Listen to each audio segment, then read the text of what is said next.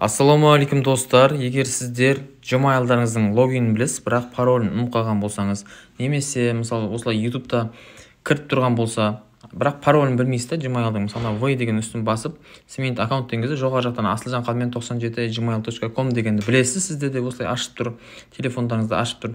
Ал енді паролін ұмытып қалатындай жағдай болатын болса, онда дәл осы Gmail'дың приложениесін басып алыңыздар. Бар болса осыған кіресіздер, жоқ болса Play Market'тен немесе App Store'дан жүктеп аласыздар.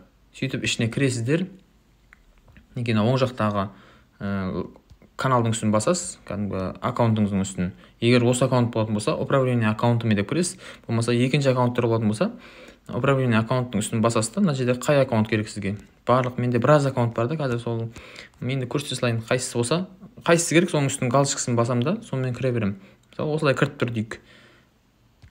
Аккаунттың үстін басамын, сөйтем да управление аккаунтым Google деп тұр. Ең бірінші домалақпен осының ішіне кіремін. Личная информация. Осы жерге кірем да, астыңғы жаққа түсе берем. Мінекей осы жерге кіріп пароль дегенге кіресіздер. Мына жерде соңғы рет 10 январь күні ауысқан екен пароль. Осы жерге кіріп забили пароль деген басасыздар. Осы забили пароль деген басқан кезде сразу осы жерге шығып тұрады новый пароль деп. Сол жерге өздеріңіз новыйдан басынан бастап құрайсыздар.